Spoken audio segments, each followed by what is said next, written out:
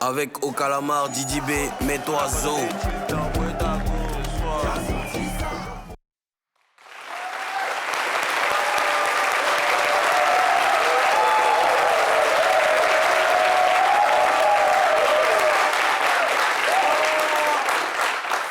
Le sage Papouas dit ceci. Ce qui te fait du bien peut aussi te faire du mal. L'eau est source de vie, mais c'est aussi dans l'eau qu'on se noie. Papouase, Papouas, Papoué, bonjour. Très heureux de vous retrouver pour une autre session de dépaporisation. C'est chaque jour, du lundi au vendredi sur NCI, la nouvelle chaîne ivoirienne. C'est moi, DJ Mouloukoukou, président élu démocratiquement avec de la Papouasie. El Quadraduro, El Pedrino, El Maestro, El Unico, El Peligroso, El Excellentissimo, El Talentoso, El Capo, di tutti capi. Voilà. Allô? Allô? Allô? Et quand il y a Guérin? C'est comment? C'est combien?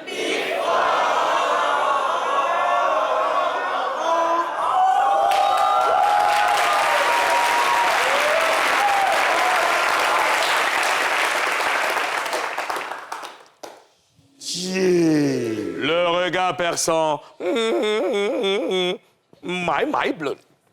Mimi, ta tenue rappelle l'arc-en-ciel. Splendide. Ouais. Oui, je suis un arc-en-ciel. Tu es très belle, ma chérie. Merci, Ozone. Merci, j'ai pitié, merci. Ozone Afrique Bamba.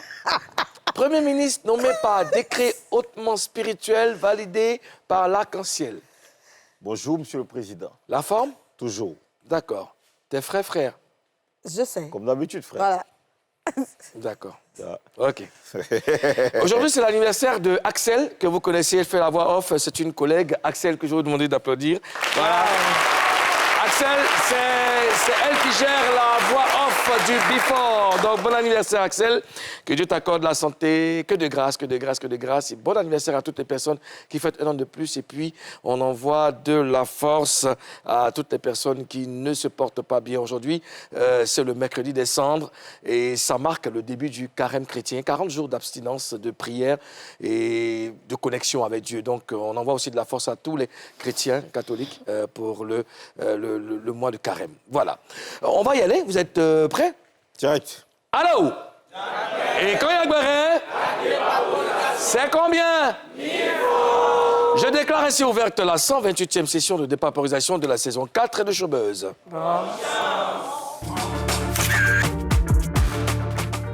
Sur le mur de la Papouasie, aujourd'hui, Imra qui est au Burida. Alors, hier, le rappeur est allé rencontrer les responsables de l'organisme de gestion collective des droits d'auteur et des droits voisins en Côte d'Ivoire. Alors, Ozone, que s'est-il passé? Alors, selon le communiqué qui a sanctionné cette rencontre le lundi 3 mars 2025, Imra a été reçu au siège provisoire du Burida, Angré 7e tranche, par le directeur général adjoint Serge Apatou et certains membres du comité de direction. Cette rencontre avait pour objectif d'entamer le processus de déclaration de ces 3 derniers albums, déjà affiliés à la Société des auteurs, compositeurs et éditeurs de musique, en abrégé SACEM, pour la gestion de ces droits en Europe. Le CHT souhaite désormais confier la gestion de ces droits sur le territoire ivoirien au Burida. Il a également exprimé son intention de s'affilier prochainement en tant qu'auteur, compositeur, artiste, interprète et producteur. Je précise qu'en 2024, Imra a sorti Jeune et riche, un album qui a rencontré un tel succès qu'il a d'ailleurs réédité. Avec cet album, il a obtenu un double disque d'or décerné en Côte d'Ivoire par l'Association des producteurs et éditeurs de musique en Côte d'Ivoire, en seulement 6 mois. D'accord. Alors, Ozone Afrique Bamba, Imra est artiste depuis plusieurs années. Pourquoi c'est maintenant qu'il part au Burida? Bon, après notre discussion avec le DGA, M. Apatou, qui nous a confié que Imra était avec l'un de ses aînés, qui allait avec lui juste pour rencontrer le DG. Donc, ils en ont justement profité pour parler de ses droits, notamment le fait de confier les droits de ces derniers projets au Burida. Sur le territoire ivoirien. D'accord. Comment tu réagis face à cette information? C'est déjà une très bonne chose c'est-à-dire que de se mettre dans un registre, c'est-à-dire de se faire enregistrer, appartenir à une structure pour ses droits, c'est toujours bien. Parce que au début, quand on commence sa carrière comme ça, on se dit, bon, on va essayer. La plupart des artistes, même quand ils commencent, ils ne vont pas tout de suite se déclarer. Ils se disent, bon, si je fais que ça marche. Mais au fil du temps, quand ça marche, ils s'en vont se mettre en règle vis-à-vis du Burida. Justement, tu as dit quelque chose de très important, Oui. se mettre en règle. C'est très important de déclarer ses œuvres, d'aller se faire déclarer. Et justement, je veux vous poser la question, est-ce que vous avez vos cartes de Burida? Ozone, tu es déclaré au Burida? Oui, en tant que producteur. Producteur, d'accord. Et toi, Mimi? Oui, depuis 2013, en tant qu'actrice. En tant qu'actrice, Oui. mais pas en tant que chanteuse? Pas encore. Pas encore? Oui, je néglige un peu. Mais c'est pas bien parce qu'après, Oui. tu perds de Tu as des l'argent. œuvres, déjà, il faut le Oui, faire. oui. Et puis surtout que je dois produire une de tes œuvres, il faut que tu te mettes Oui, à jour. oui. D'accord. Alors, on dit, le sage papa dit, qui veut aller loin doit chercher à aller loin. Donc, c'est ce que Imra a fait.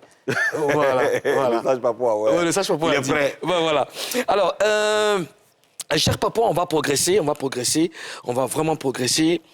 Ce que j'aimerais savoir aux zones Afrique Bamba, est-ce que la quasi-totalité des artistes sont déclarés au Burida?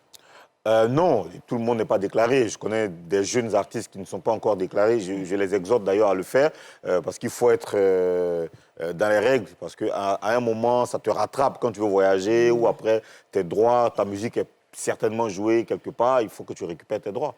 On dit que ce sont tes droits. C'est-à-dire que tu as le droit d'avoir ce que tu mérites. Ce que tu mérites. Merci, Ozone. Alors, hier, nous avons parlé des concerts et du remplissage artificiel des salles. J'aime bien ce public-là. Tellement Le que public tu est voulais, vas-y, concentré. exprime-toi, lâche-toi, vas-y, allez. Voilà. C'est bon, voilà. Alors là, on est vraiment sérieux, c'est un sujet Oui, vraiment oui, sérieux. non, Donc, non, on a parlé des concerts et du remplissage artificiel des salles suite à la publication d'Ablokito, acteur important du milieu du Zouglou. Cette émission a fait réagir plus d'une personne pour approfondir le sujet. Nous avons invité un opérateur culturel, grand promoteur de spectacles. Recevons Souleymane Kamagaté. Il n'est pas seul, il est avec Kano. Kano, Kano qu'on va recevoir ici. Jusqu'à Kano. Allez.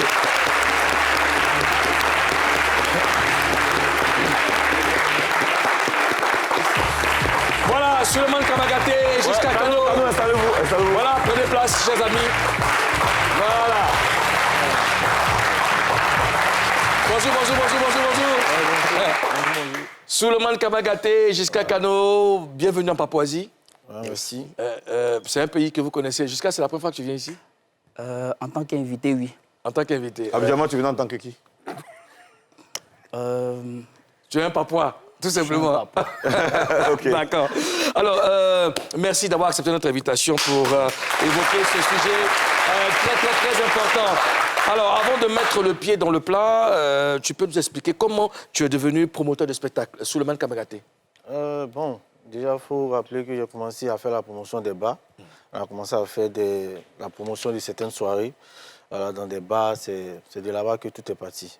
Et après, on a commencé à organiser des événements. Voilà, au NPA Live que tu connais, à Yopougon, de grands espaces. On a organisé aussi des événements à l'intérieur du pays. D'accord. Est-ce que tu avais des modèles? C'est quelqu'un que tu as suivi ou alors l'idée t'est venue comme ça de... Bon, l'idée m'est venue comme ça. Hein. Pas un modèle en tant que promoteur, mais mon modèle déjà dans l'événementiel, c'était Kenzo. Voilà, Kenzo à qui on fait un coucou. Voilà, Kenzo Kwadjo que vous connaissez. Yeah.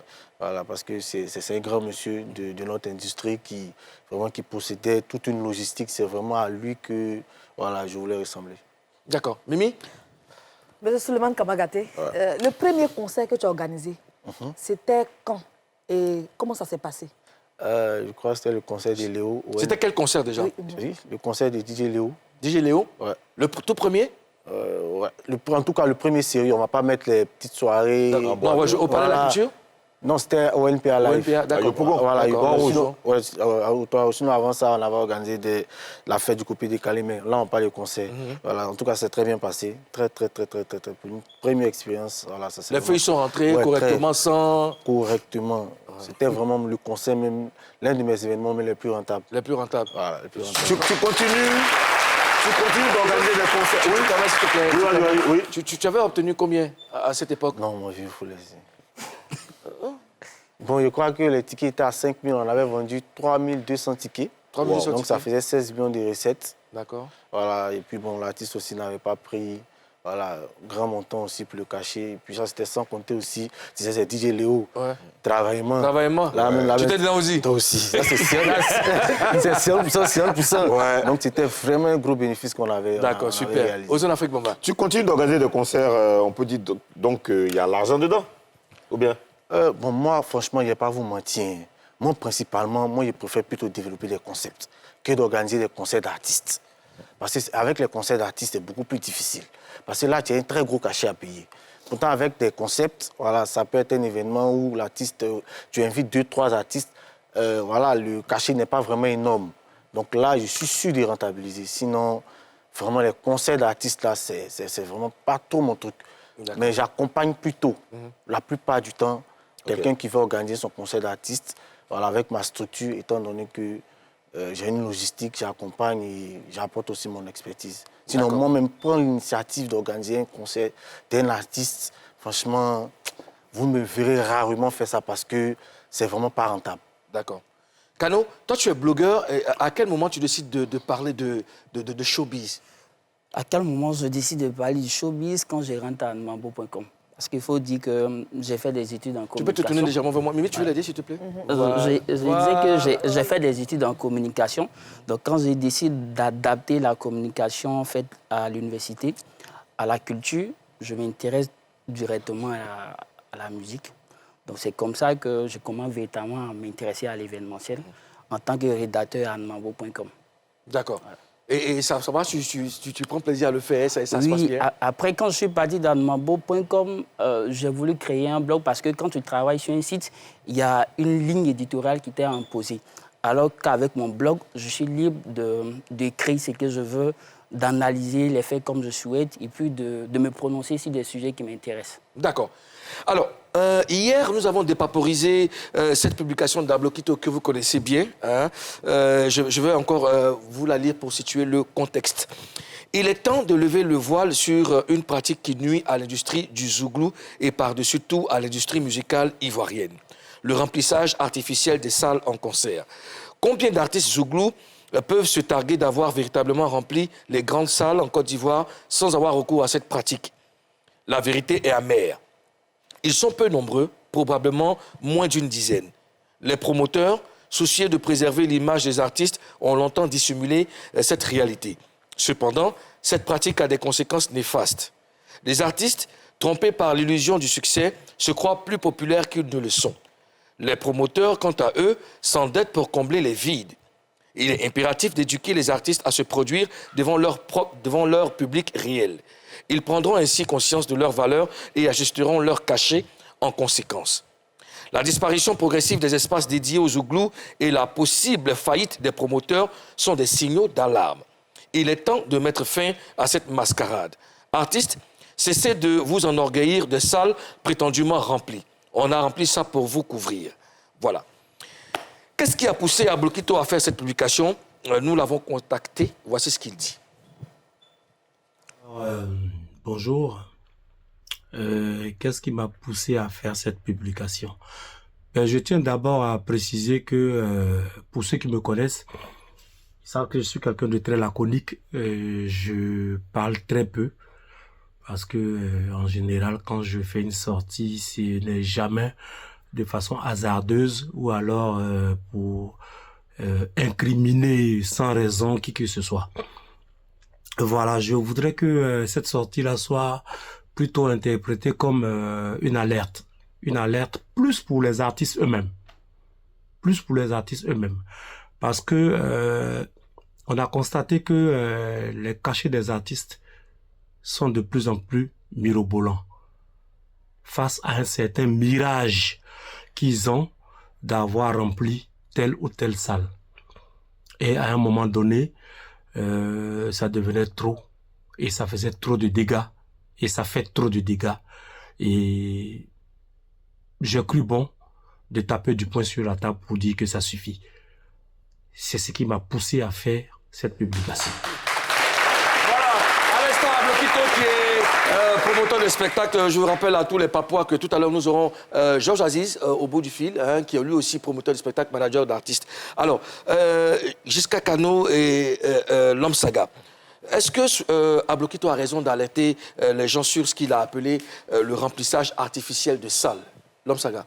Ouais, je trouve qu'il a raison. Il a raison, mais avant de répondre, je rappelle que nous sommes sur ce plateau, surtout pour parler des difficultés qu'on rencontre dans ce métier-là. On n'est pas là pour dénigrer quelqu'un, donc on demande à tout le monde de nous écouter avec beaucoup de lucidité. Il faut parler fort aussi, hein, pour que tout le monde vous entende. Voilà. Okay. Donc, je disais, on n'est pas là pour dénigrer quelqu'un. J'ai été invité pour parler surtout des difficultés voilà, qu'on rencontre dans ce métier-là. Donc, voilà, on demande à tous ceux qui nous écoutent de nous écouter avec beaucoup de lucidité. On n'est pas contre quelqu'un. Donc, pour revenir à ta question, je suis à 100% d'accord avec tout ce qu'il a dit, et dans le texte, et dans la vidéo. Voilà, je suis totalement d'accord parce que les artistes aujourd'hui, souvent, nous demandent des cachets qui ne nous permettent pas de rentabiliser en tant que promoteur. Mais après, il y a plusieurs personnes, il y a plusieurs parties qui interviennent dans la chaîne. Le gouvernement, à travers peut-être le ministère, il y a les artistes eux-mêmes, les promoteurs et puis les fanatiques.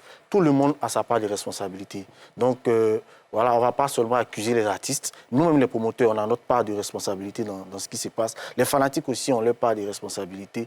Le gouvernement aussi a sa part de responsabilité. Donc, aujourd'hui, nous sommes sur ce plateau. C'est vrai qu'on va débattre, mais je souhaite qu'on parle d'abord peut-être de nos parts de responsabilité et puis ensuite, voilà, faire des propositions de solutions. D'accord. Alors, il a parlé de remplissage, artificiel des salles. Qu'est-ce que tu sais de cette pratique? Voilà, c'est une pratique qui existe et je pense qu'on va arrêter de se voiler la face, on va arrêter de cacher la réalité. Il y a deux sortes de remplissage.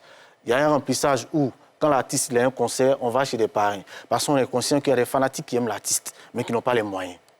On va voir les parrains. Le parrain paye 200 tickets, 300 tickets. On va donner à ces fanatiques-là qui n'ont pas les moyens pour venir s'asseoir. Ça, c'est la première forme de remplissage. La deuxième forme de remplissage, le jour du concert, c'est chaud. C'est chaud comment? C'est chaud, le public n'est pas là.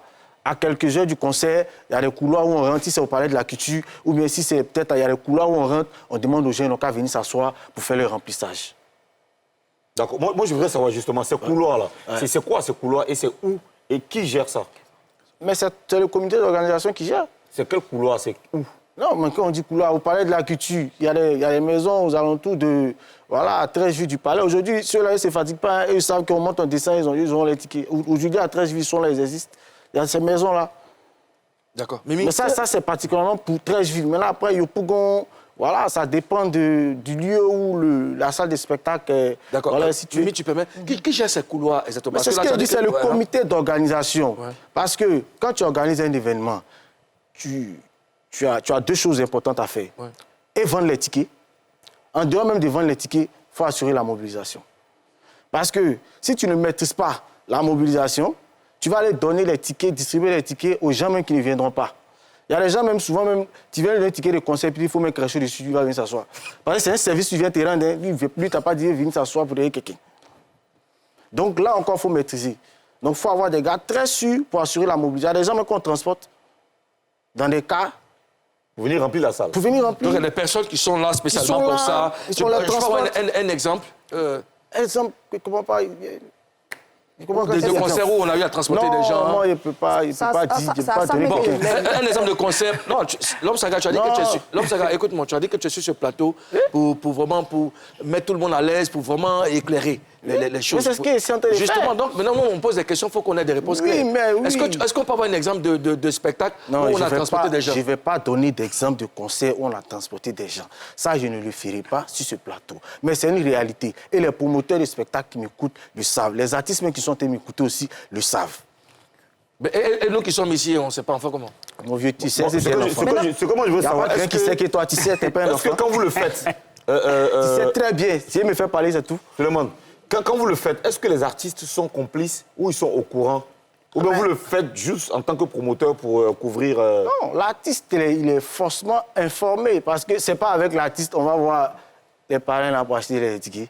Non, je veux dire le couloir. Quand vous partez dans le couloir prendre des gens, par exemple. Mais tu dois la partager là. C'est pas pour aller donner à des gens. Ah, donc tu es au courant de... Tu es au courant de ça? D'accord. Mimi? Bon, tout à l'heure, tu as parlé des personnes qui organisent des spectacles par rapport aux places vides. Moi, ce que je veux savoir, c'est est-ce que toi, tu as déjà organisé un concert, un spectacle, et puis tu as comblé les places vides avec des gens? Ça rejoint la réponse de mon coucou là. Il ne va pas répondre à ça. Bon, donc la réponse c'est que tu as déjà eu recours à ça. Tu as déjà eu recours à ça? On a parlé des faits, il a parlé des faits. L'homme saga, la réponse est Non, claire. On n'a pas dit de citer des noms. Est-ce que toi, tu as eu recours à cette voilà. pratique? Parce que pour parler des faits, il faut que tu situes au moins le contexte. Est-ce que toi, tu as déjà eu recours à cette pratique? Parce que c'est bien de dire que ouais, ils ont fait, d'autres font, nous tous on sait, oui. Mais toi, est-ce que tu as déjà eu recours à cette pratique? En tant que promoteur de spectacle, j'ai forcément eu recours à cette pratique.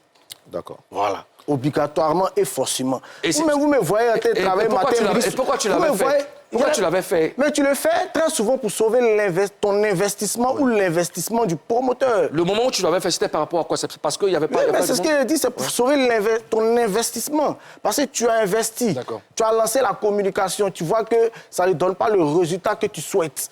Donc tu es obligé d'avoir un plan B. Et ce plan B-là, ce sont les parents. Sinon, nous-mêmes, personnellement, je vous jure que ça ne nous fait pas plaisir, puis ça fatigue. Parce que tu es tout le temps en train de partir voir la même personne. Finalement, même le gars même est terrible. C'est-à-dire qu'il a du mal même à te décrocher. Ça ne nous plaît pas. Mais les fanatiques aussi ne nous laissent pas le choix. Mais comme je dis, on ne va pas accuser seulement les fanatiques. Nous aussi, on a notre part de responsabilité. Le gouvernement a sa part de responsabilité. Les artistes eux-mêmes, ils n'en ont pas. Chacun a sa part de responsabilité. Moi, j'aimerais qu'on parle justement de cette histoire de responsabilité. Où est la responsabilité? D'accord, si tu permets, on va y revenir aux zones, tu gardes ta question. Je vais m'adresser à Kano. Kano, qu'est-ce que tu penses des remplissages artificiels des salles? Déjà, je vais revenir sur les propos d'Ablokito. C'est vrai qu'Ablokito a ciblé un genre musical. Mimi, tu peux retourne-toi vers moi. D'accord. Il a ciblé un genre musical, c'est-à-dire le zouglou, mais c'est un phénomène qui est propre à tous les genres musicaux en Côte d'Ivoire. Peut-être pas les communautés religieuses, mais tous les autres genres musicaux ont souvent, je vais dire, pratiquent ce que nous sommes en train de dénoncer. Qu'est-ce que je pense de ça? Je pense que c'est une façon artificielle d'augmenter la valeur marchande des artistes. Et aujourd'hui, on se retrouve avec un artiste qui, ayant rempli le palais de la culture de façon artificielle, va augmenter son cachet, alors que ce n'est pas sa valeur réelle. Donc celui qui subit le coût réellement, c'est le promoteur. Et honnêtement, je pense que ce n'est pas fait pour arranger le promoteur. Les gens gagneraient à permettre aux artistes de jouer devant le public qu'ils méritent. C'est-à-dire, si j'ai vendu 1000 tickets, mais tu joues devant les 1000 personnes. Si on permet aux artistes aujourd'hui de jouer devant le public qu'ils méritent, je pense que non seulement ça va permettre aux promoteurs de revoir leur stratégie, ça va permettre aux artistes de revoir leur cachet, de revoir également leur plan de travail. Mais est-ce que c'est bon pour la crédibilité de l'artiste de jouer devant 3, 4, 5 personnes? Est-ce que c'est bon pour la crédibilité de l'artiste? C'est pas bon. Mais je vais te poser une question, si tu le permets. Je pense que récemment, on a dénoncé l'achat des vues sur ce plateau. Est-ce que c'est bon pour un artiste d'acheter les vues? Je ne suis pas sûr. C'est à toi de nous répondre, c'est toi le professeur. Moi, je suis en train de répondre. Donc moi, je dis, il faut permettre à nos artistes de jouer devant le public qu'ils méritent, de juger leur valeur réelle. Et ce à quoi on assiste aujourd'hui, quelqu'un viendra te dire, j'ai rempli le palais de la culture, alors qu'on n'a eu que 300 achats de tickets. Est-ce que c'est sa valeur? Mais à partir de cette information, lui, sa valeur marchande augmente. Le promoteur qui vient payer le cachet, il s'appuie sur les informations qu'il a, qui ne sont pas vraies d'ailleurs. Est-ce que c'est bon pour le promoteur? Je ne crois pas. D'accord. Souleymane Kabagaté, est-ce que c'est crédible pour un artiste de jouer devant 2, 3, 5 personnes? C'est clair que ce n'est pas crédible parce que si tu joues devant une minuscule foule, là, c'est sûr que peut-être ton prochain concert, c'est toi-même qui vas être obligé d'organiser. Parce qu'il n'y aura vraiment pas de promoteur. Pas confiance? Non, mais ça, c'est clair, c'est évident. Quelqu'un qui n'a pas rempli le palais, moi, et même mon nom sur lui, en cas, c'est de la vérité, c'est impossible. Donc, voilà, c'est pas bon pour l'image de l'artiste. Ouais, je parlais des responsabilités, en fait. D'accord. Moi, je veux vraiment savoir, parce que ça fait plusieurs fois qu'ils le disent, je veux savoir les responsabilités des promoteurs, des artistes, des fans, etc. OK. Donc, on va parler des responsabilités des artistes d'abord. responsabilité des artistes. Il faut que les artistes apprennent à gérer leur mythe. Il faut qu'ils apprennent à gérer leur mythe. Par exemple, un artiste comme Fally Ipupa, lui, il a un concert dans l'année ici. Quand il a fini là, lui, il est parti. Quand il vient là, même s'il dit ticket est 300 000, ils vont payer jusqu'à... Il n'y a pas de problème. Eux, avec Fally, il n'y a même pas de problème de prix ou bien... C'est vrai que j'entends souvent dire non, les prix des tickets sont chers, mais Fally, ses tickets sont à 200 000, 300 000. Il n'a pas de problème. Après, c'est aussi à la programmation des concerts. Tu n'as pas fait un concert ici. Après, encore, on programme à une autre date, un peu proche. Et puis, bon, voilà. Et puis après, c'est toi encore, on retrouve en train de jouer gratuit dans tel spectacle. Chaque semaine, ici et là. Bon, toi, tu as fini de jouer gratuitement, il n'y a pas dit le nom de certains espaces. Tu as fini de jouer gratuitement dans certains espaces, et puis demain, quand c'est toi le même étudiant, encore, il payer pour te regarder. D'accord. Alors, on va y revenir. Que gagne un promoteur de spectacle à remplir une salle qui n'est pas pleine, et puis que gagne l'artiste à cautionner ça? Que gagne le promoteur? Oui. Bon, vous savez, le promoteur, c'est son métier. C'est son métier. Et puis après, lui, quand il a quand même affaire à des partenaires, à des parrains. Comme on le dit, tu allais tchatcher devant le partenaire pour dire « Ah, il faut me donner tel montant. » Le partenaire t'a donné ton jeton, il faut faire le travail. Tu as dit que tu as déjà foutu, Donc avant même de parler même de l'artiste, mais toi-même, le promoteur, même ta responsabilité est engagée. Vis-à-vis de tes partenaires, vis-à-vis de tes parrains. Parce que tu as trop tchatché. Tu as dit que tu allais remplir. Tu as dit que tu allais remplir. Avec l'artiste. Lui aussi, le partenaire, il a rempli des obligations. Il t'a donné son argent. Maintenant, à la fin, c'est bizarre. Toi, souvent, c'est pas... Faut pas se mentir. Souvent, mais c'est pas seulement à cause de l'artiste. Tu es en train de remplir. C'est à cause de tes engagements que tu as pris aussi vis-à-vis de tes partenaires. Donc, par derrière, toi, mais tu te caches, tu remplis. Après, tu viens, le partenaire t'a dit qu'il allait B, non. Voilà, c'est B. D'accord. Alors, écoutons... Là, demain encore, quand il vient mon dossier, tu valides. Okay. D'accord. Écoutons Ablokito qui explique ce qu'il appelle remplissage artificiel des salles et les conséquences qui en découlent. Remplissage artificiel des salles. Moi, j'entends par remplissage artificiel des salles une méthode, un moyen pas très homologué, je vais dire, de remplir une salle par rapport à la prestation d'un artiste. Quand on organise un concert, un artiste, les tickets doivent être ventilés dans le circuit habituel qu'on connaît tous. Il y a des lieux de vente appropriés pour les tickets.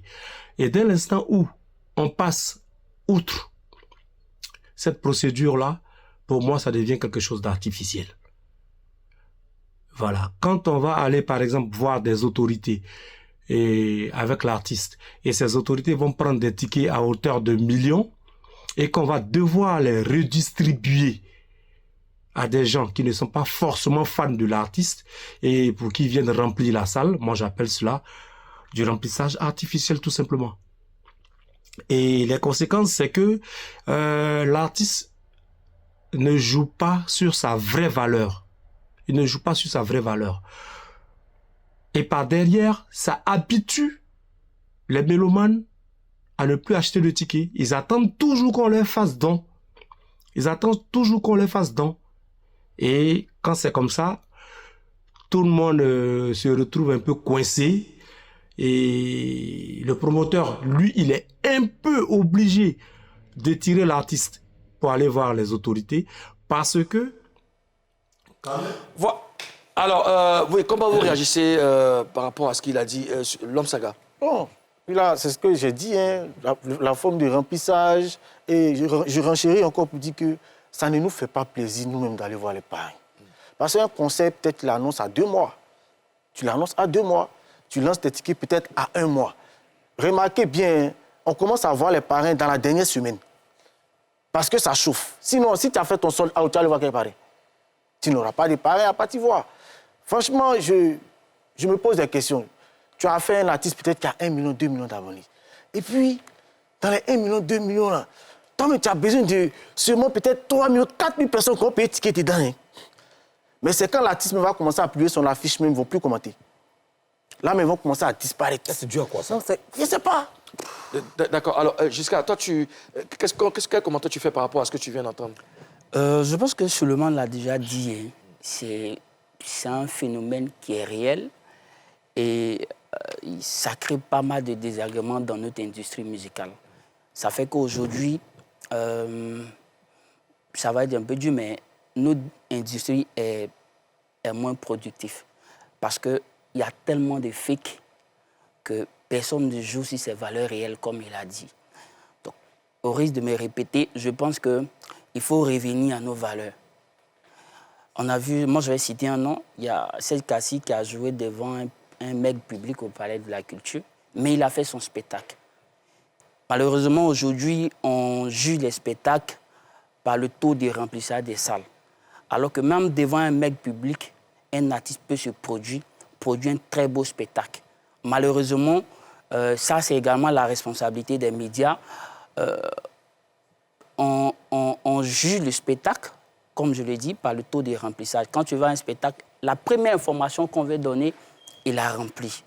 Personne ne s'attarde sur la qualité du spectacle que l'artiste a produit. Alors que le public est attiré par la qualité du spectacle, pas par le taux de remplissage. Alors, Ablokito a pointé du doigt un phénomène très courant dans le showbiz ivoirien. Ce sont des photos d'artistes qu'on voit en compagnie des personnalités publiques tenant des tickets de concert. Tu en penses quoi, Souleymane Kamagaté? Ouais, c'est ce que j'ai dit. Ça, c'est un fait aussi. Oui, oui, mais ça existe. Et puis après, ça ne nous fait pas plaisir nous-mêmes de défiler chez ces parents-là. Ça ne nous fait pas plaisir. Mais les fanatiques, franchement, ne nous laissent pas le choix.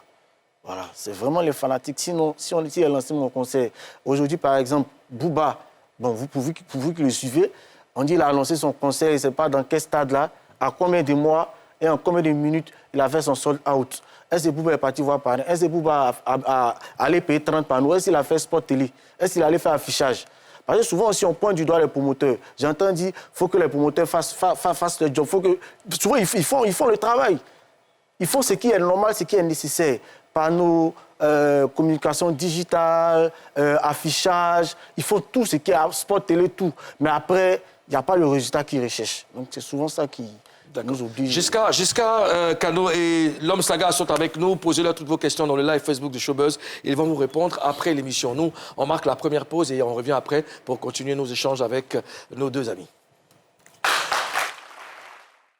Durant le cas tu cherches, ça c'est pas de toi. La promotion d'un 17 ans, ça c'est pas de toi. La curation de 16 ans, ça c'est pas de toi. Adèle, tout ce que tu cherches, ça c'est pas de toi. Avec au calamar, Didi B, mets-toi Zo. Nous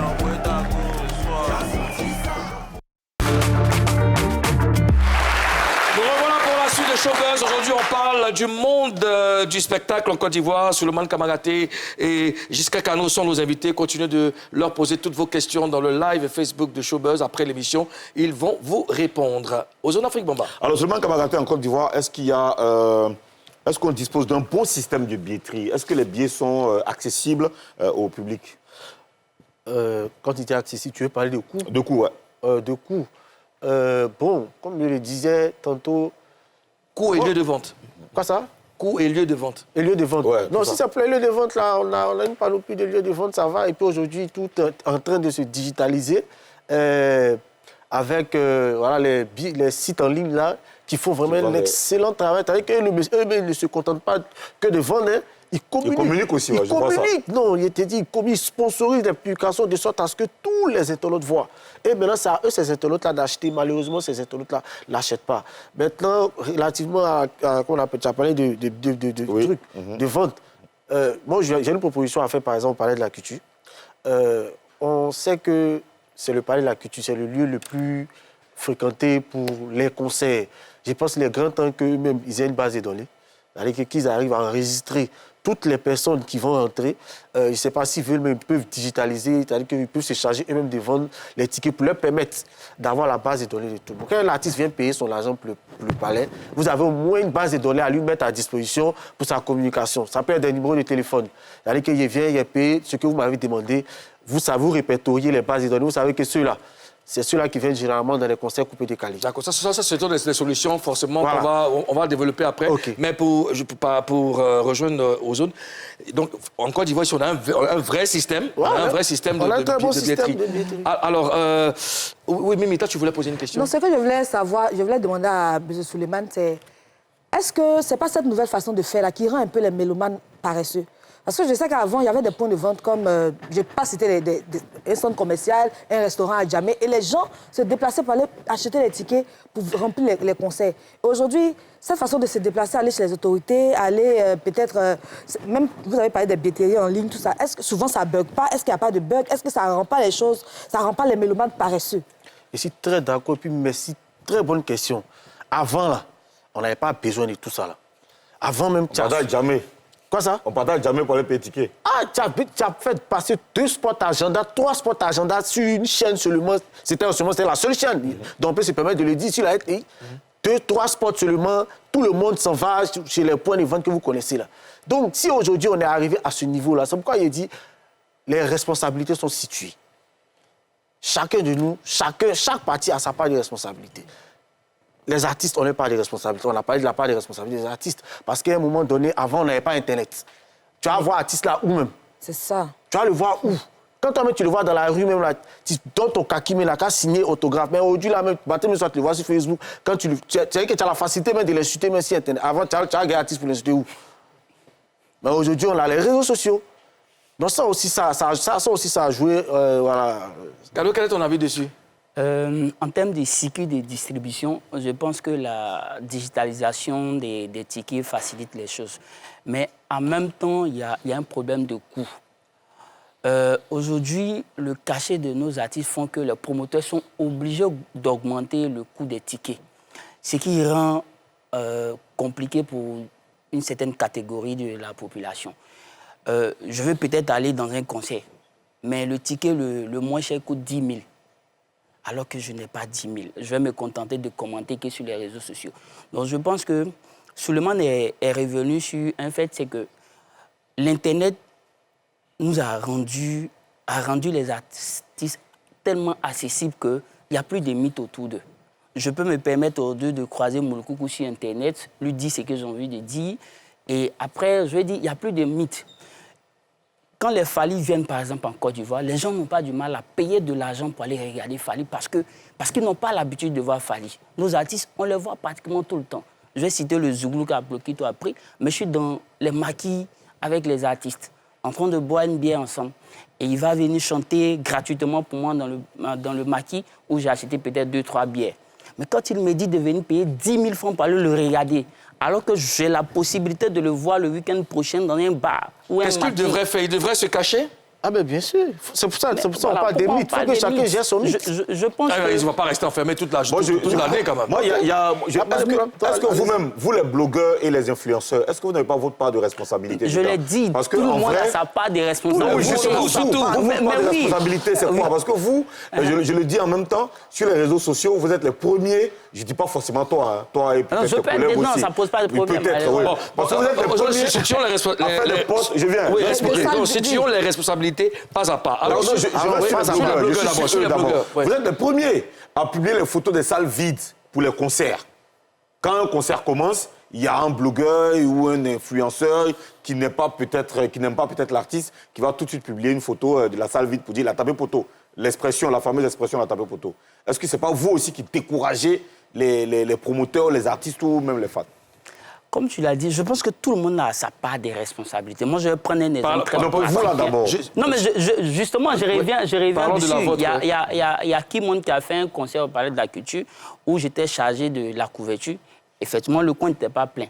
Donc, qu'est-ce que j'ai fait? J'ai plutôt mis en avant la qualité de son spectacle. Et la question qui est revenue sous le poste, c'est il faut nous montrer le public. Est-ce que c'était B? Souleymane l'a dit, nous avons tous notre part de responsabilités.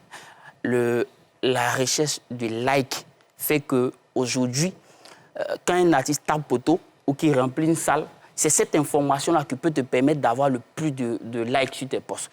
Donc, l'envie d'avoir des réactions, l'envie d'avoir des likes pousse beaucoup de blogueurs et certains parmi nous à tabler, à orienter leurs écrits vers ce fait. D'accord, toi, tu voulais réagir? Je voulais poser une question à Souleymane Kabagaté, parce que tu as parlé tout à l'heure du Palais de la Culture. Ouais. Et quand il y a plus de tickets vendus par rapport au nombre de places que de personnes, souvent la salle se remplit et celui qui a payé son ticket peut-être à 25 000, il n'a pas de place.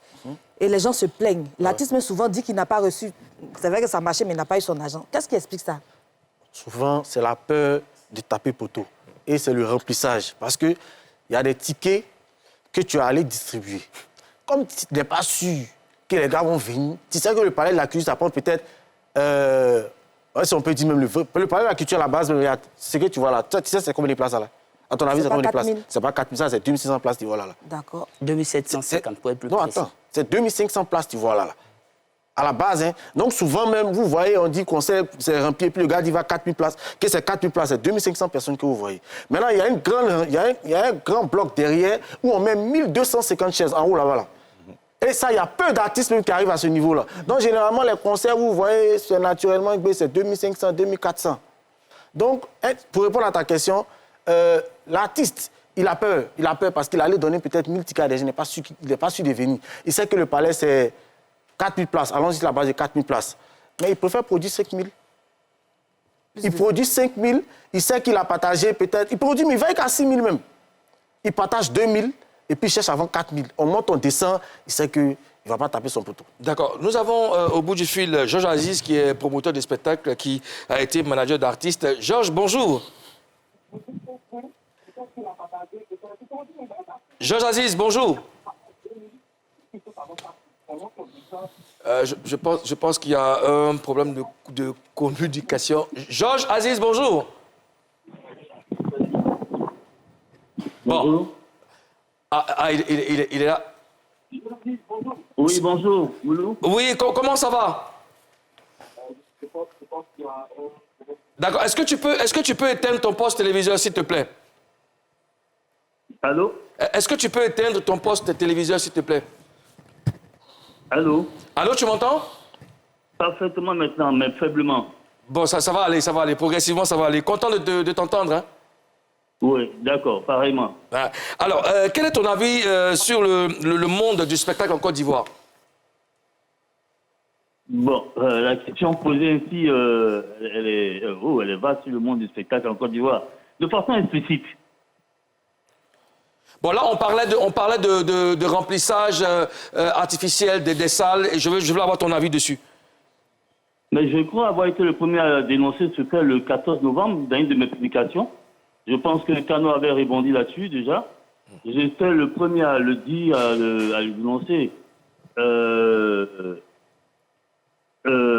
Pour moi, je pense que ça déjà, c'est une gangrène, c'est une plaie. Je crois que vous l'avez tous dit là-dessus, on est déjà d'accord. D'abord, le niveau, les artistes sont surcotés. Ils ne valent pas ce qu'ils valent parce qu'ils n'ont pas le monde, ils n'arrivent pas à avoir la fanbase, ils n'arrivent pas à avoir les spectateurs pour eux, qui viennent pour eux. Je pense qu'on a des promoteurs, on a des apprentis promoteurs, parce que pour eux, il y a une obsession, c'est d'avoir une salle pleine avec le logo de leur entreprise, de dire on a fait tel artiste. Donc, ils sont prêts, comme France des Marées, à produire tel artiste et à remplir la salle par tous les moyens. Figure-toi même qu'il y a aujourd'hui un business qui est développé où il y a des gens qui sont là uniquement que pour remplir les salles vides, qui approchent certains promoteurs pour dire moi je peux t'envoyer 1000 personnes, je peux t'envoyer X personnes juste pour remplir, et ces personnes sont même payées. C'est très grave, ça va dire que d'abord le spectacle n'intéresse pas. Justement, le spectacle c'est du vu et du attendu. Justement, on ne va plus voir des spectacles. D'accord, quels sont on les ne va plus entendre du spectacle, on ne voit rien, pas de jeu de lumière, pas de son, pas d'orchestration, pas de bons chanteurs, pas de belle mise en scène. Finalement, quand sa préoccupation est tournée vers le remplissage de la salle, qu'est-ce qu'il cherche? Il n'y a pas de beauté. Justement, beauté. Georges, voilà. Quelles sont les conséquences d'une telle pratique? Mais déjà, comme on l'a dit, plus haut à Bloquis disait d'abord un artiste qui coûte, je prends les choses comme ça, comme on excuse, qui coûte 10 francs pour le spectacle, qu'on pense coter à 10 francs, le jour d'après, il pense voilà 25 francs, alors qu'en la réalité, il coûte 5 francs. Parce qu'il n'a pas pu drainer du monde. À sa décharge, on peut dire qu'un promoteur n'a pas fait ce qu'il fallait faire, peut-être, mais s'il n'a pas fait ce qu'il fallait faire, c'est pas en remplissant la salle que on va dire qu'on a réussi un spectacle. Tout à l'heure, il y a eu le cas de Steph Cathy. Je salue vraiment ce spectacle. Il a joué, et les gens n'ont pas retenu la qualité de son spectacle. Il a joué comme s'il était à Wembley. Et c'est ce qu'il faut retenir. Et ici, aujourd'hui, on se retrouve dans des scènes où il y a 100 personnes derrière la scène. On ne sait pas ils sont là pourquoi. Mais un promoteur qui va pour un spectacle, qui va payer ces personnes, je ne suis pas sûr qu'il a 100 personnes derrière. C'est parce qu'à la base, déjà, l'idée est qu'on va au Palais de la Culture, on va jouer. Ça, c'est le premier truc, d'une façon ou d'une autre. Donc, ce n'est pas l'artistique. L'artiste, il est bien conscient. Ils sont peut-être 4 ou 5 aujourd'hui à pouvoir remplir réellement le Palais de la Culture. Tous ont recours à cette pratique. Artistes, promoteurs. Et c'est vraiment dommage. Ça tue le métier. Ça nivelle la coopération et les spectacles vers le bas. Et aujourd'hui, on s'étonne quand on a des artistes étrangers qui arrivent et qui ont des coûts faramineux pour lesquels les Ivoiriens s'empressent et courent d'aller voir. Et puis ceux qui sont là. Et effectivement, on ne va pas aller à un spectacle qui coûte 20 000, 30 000 francs. Quand 2 dimanches après, je vais te voir dans un maquis de façon gratuite en payant 3-4 bières. Ça n'a pas de sens. Ça n'a aucun sens. Ça n'a aucun sens. Quand tu proposes le même spectacle sur 2-3 mois dans diverses communes d'Abidjan et que tu répètes même pas, tu vas même pas avoir une chorégraphie, que tu viens de présenter la même, ça n'a pas de sens, personne ne viendra pour toi. Et donc aujourd'hui, la conséquence, il y a une difficulté à faire une programmation artistique. Dire aujourd'hui, je veux faire tel artiste, il y a une difficulté à dire, je veux rentabiliser avec tel artiste. Un exemple d'un artiste qui peut rentabiliser là maintenant, on se dit, dans le temps à venir, on se dit, on fait par exemple un promoteur, il fait Espoir 2000, Pat Sako.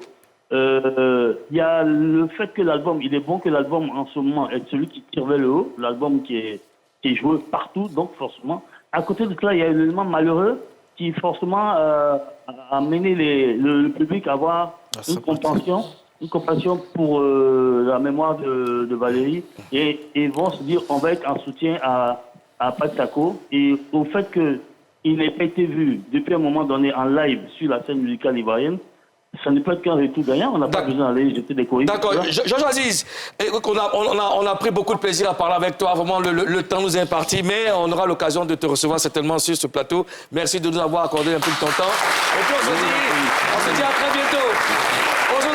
Alors, Mola a dit dans un commentaire que les pays à côté organisent des événements avec 4 fois moins de budget qu'en Côte d'Ivoire. Est-ce que ce n'est pas ça la base du problème, Kano? Le budget. Mais je pense que c'est tout ça qui augmente le coût des tickets. Pour pouvoir rentabiliser, si tu comptes sur l'achat des tickets, tu fais tes calculs et c'est en fonction de tes calculs que tu fixes le coût des tickets. Et organiser un spectacle aujourd'hui en Côte d'Ivoire coûte extrêmement cher. Avant, on pouvait dire que le digital, c'était moins cher, mais aujourd'hui, le digital, même la création de contenu pour le digital, ça coûte extrêmement cher. C'est même en train de dépasser les médias traditionnels. Et ajouter à cela le cachet... Ça peut coûter en général combien? Tu as parlé de coût tout à l'heure. Non, ça dépend des créateurs de contenu. Tu peux trouver peut-être quelqu'un qui va te faire une vidéo à 300 000, 400 000. Voilà. Donc... D'accord, je voudrais que Souleymane réponde aussi à cette question. Oui. Moula qui dit que ça coûte 4 fois plus cher d'organiser un événement ici que dans les pays... Jusqu'à je reviendrai sur toi. Hein. C'est clair ce qu'il a dit. C'est pourquoi on a parlé de situer les responsabilités. Parce que c'est vrai, on parle.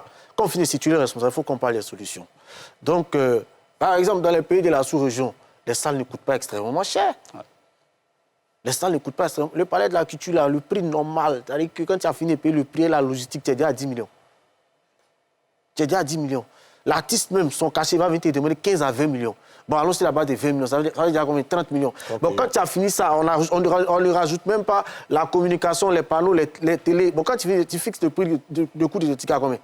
Tu es obligé de commencer à payer des 10 000. Les 10 millions au palais de la culture, c'est y compris la sono, non, j'ai dit le coût seulement, quand tu vas, ça fait déjà 6 millions. Là. Okay.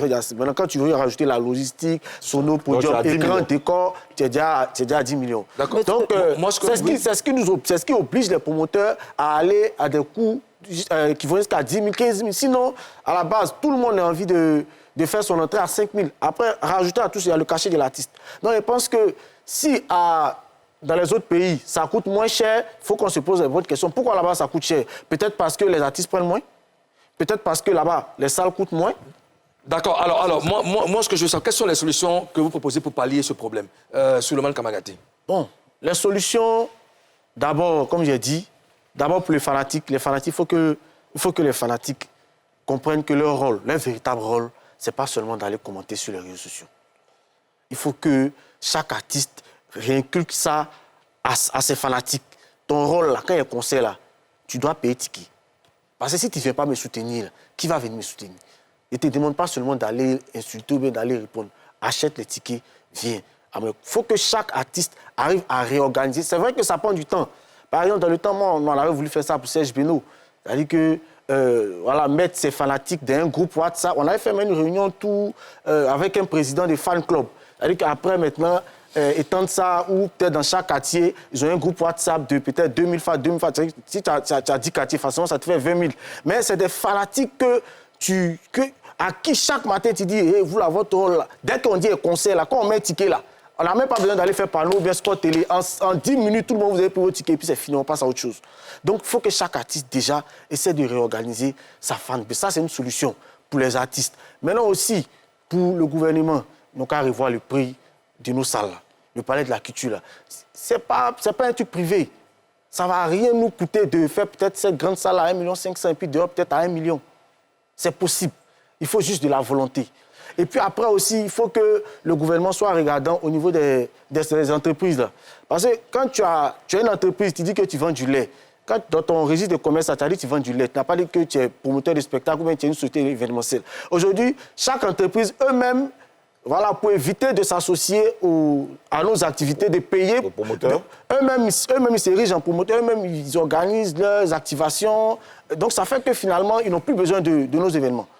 Et voilà, comme je l'ai dit là, vraiment, il y a une panoplie de solutions. Et au niveau des fans, et au niveau de eux-mêmes, les artistes, comme on a expliqué, essayer de gérer le mythe, gérer la programmation de leur concert. Oui, Jessica, tu auras la parole là. Oui, ce que je voulais savoir, est-ce que c'est possible qu'un concert soit boycotté? Nous sommes dans les solutions, Mimi. Oui, je sais. Ils vont répondre. Tu gardes ta question, ils vont répondre après. Aux autres, c'est pour des solutions?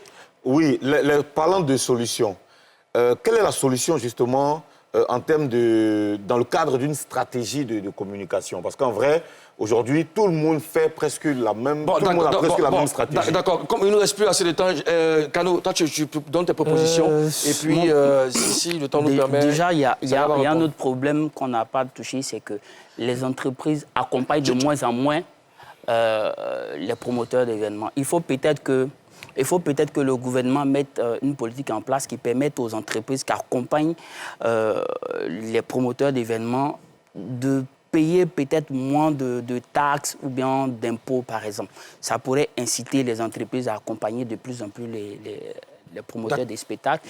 Et puis, deuxièmement, moi, il y a un truc qui me choque un peu, c'est que au même moment qu'on se plaint du coût élevé des tickets, lorsqu'un artiste décide de faire les tickets moins chers, il se trouve des personnes pour se moquer de cet artiste, par exemple. Alors qu'il ne peut pas acheter des tickets de 10 000. Quand on dit les tickets sont à 2 000, il se moque. Donc, je pense qu'il y a un travail au niveau des médias également qui doit être fait. C'est que les coûts des tickets sont fixés en fonction des charges du promoteur. Voilà. Que ce n'est pas parce que l'artiste ne vaut rien que les tickets sont moins chers, mais c'est parce que le promoteur a jugé bon qu'avec ce prix-là, il peut rentabiliser son événement. D'accord. L'homme, tu vas toujours organiser des spectacles? Ouais, moi j'ai toujours organisé. La preuve que j'ai mon tournoi. Bon, c'est pas un spectacle, mais c'est quand même une activité, un événement. Il y a mon tournoi. Donc, comme je l'ai dit, moi, je suis beaucoup plus dans les concepts. C'est-à-dire qu'il y a des concepts qui ne tournent pas forcément autour d'un artiste. Ou un artiste ne va pas venir me demander de 15 millions. Voilà. D'accord. Alors, en tout cas, messieurs, merci d'avoir accepté notre invitation. Le temps n'a pas suffi pour qu'on discute. En tout cas, merci d'être resté avec nous pour parler de ce sujet très important. Donc, promoteurs, mécènes, artistes, publics, médias, nous devons nous battre ensemble pour que les choses changent dans le bon sens. Alors, on va marquer une autre pause et puis on revient après pour recevoir un autre artiste. Il est béninois, il fait de très bonnes choses, il fait le buzz en ce moment sur le réseau. Il s'appelle Madano. À tout à l'heure. Durant que tu cherches, ça c'est pas de toi. La promotion d'un 17 ans, ça c'est pas de toi. La curation du 16 ans, ça c'est pas de toi. Adieu, tout ce que tu cherches, ça c'est pas de toi. Avec au calamar, Didi B, mets-toi zo.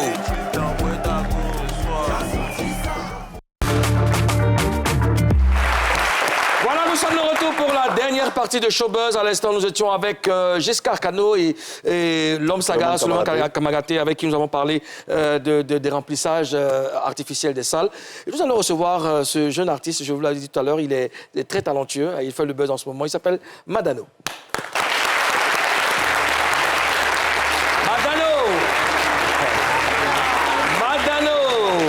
Bonjour.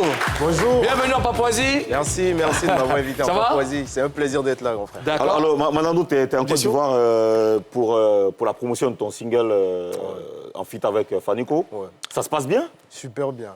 D'accord. Jusque-là. Alors, quels sont les retours? Parce que là, tu es presque au million de vues, 960 000 vues sur YouTube. Quels sont les retours sur le terrain ici en Côte d'Ivoire? Proposition... un peu par-ci, par-là. On n'est pas encore précis, mais ça va, tu vois. Beaucoup heureux de voir que la Côte d'Ivoire nous porte. Franchement, les Ivoiriens, faites du beau pour vous-même. Alors, Madano, si tu devais te présenter à ce public, qui est Madano? Madano, c'est un jeune chanteur d'un père nigérien béninois, d'une mère nigérienne et béninoise togolaise. Mélange... c'est l'Afrique. C'est l'Afrique. Je suis africain. Voilà. Donc, j'ai fait mes études au Maroc. Je suis rentré à Cotonou depuis 2018-2019. Je me suis lancé dans plein de trucs. Je suis passionné de musique depuis tout petit. Mais bon, c'est en 2023 que Dieu a voulu que ça commence par porter ses pieds. D'accord, puisqu'on parle de musique, oui, très rapidement. Tu as eu à faire des collaborations ici durant ton séjour? Depuis que je suis là? Oui. Si, j'ai travaillé avec un gros nom quand même. Ça va sortir bientôt. C'est quoi le gros nom? Attends, vu qu'on est à la télé. D'accord, puisqu'on parle de musique, on va recevoir un artiste, il s'appelle Mystique. Le titre de son morceau, c'est Toi tu sais, Mystique. Mystique.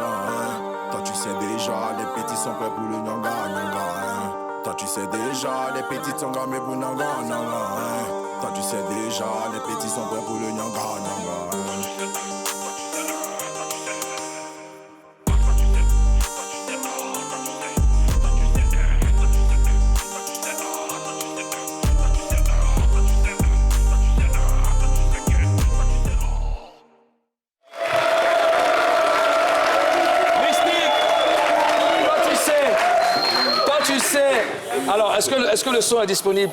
Oui, le son est disponible et le clip très bientôt sur toutes les plateformes de téléchargement. Tu as envie de dire quelque chose à tes fans?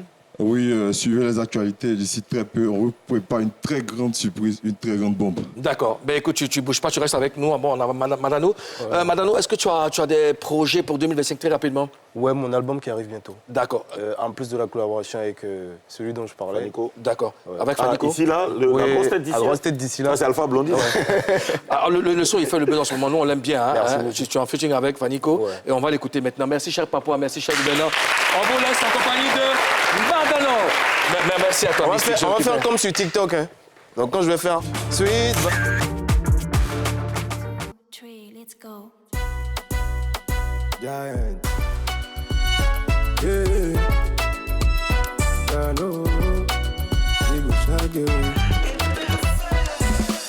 sweet vanilla, cacao, chocolat, joli Mona Lisa. Tu n'es pas un pain, c'est une pizza.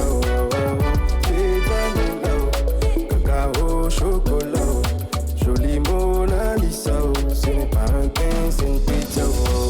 Arokoto, Aragata, je connais personne qui se l'est comme ça. Tu sais y faire, tu sais gérer tout ce que les autres n'ont pas commencé. Quand je suis en feu, tu mets de l'eau et les jaloux appellent le commissaire. Zéro tatou, je t'ai dans la peau. Quel genre de bail tu veux qu'on essaie? Viens, viens, viens, bébé, viens, viens, viens. Vas-y, viens, viens, viens, ma chérie, je t'emmène loin d'ici. Viens, viens, viens, vas-y, viens, viens, viens. Bébé, viens, viens, viens, que je t'emmène loin d'ici. Tu connais, sweet vanilla, cacao, chocolat, joli Mona Lisa. Tu n'es pas un pain, c'est une pizza. Sweet vanilla, cacao, chocolat, joli Mona Lisa. Ce n'est pas un pain, c'est une pizza. Tell me like this, tell me like that. Assis bleu nous débrouille, and oui. Tu vois comment je sais prendre soin de toi. You are my girl, one in the million. La la, cacao, chocolat, joli Mona Lisa. Ce n'est pas un pain, c'est une pizza. Viens, viens, viens, bébé, viens, viens, viens. Vas-y, viens, viens, viens, ma chérie, je t'emmène loin d'ici. Viens, viens, viens, vas-y, viens, viens, viens. Bébé, viens, viens, viens, que je t'emmène loin d'ici. Tu connais, sweet vanilla, cacao, chocolat, joli Mona Lisa.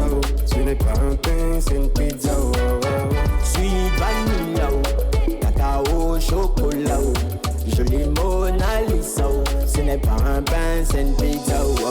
Elle me dit Nalingio, je réponds Nalela yo. Si je te dis Nalingio, réponds-moi Nalela yo. Elle me dit Nalingio, je réponds Nalela yo.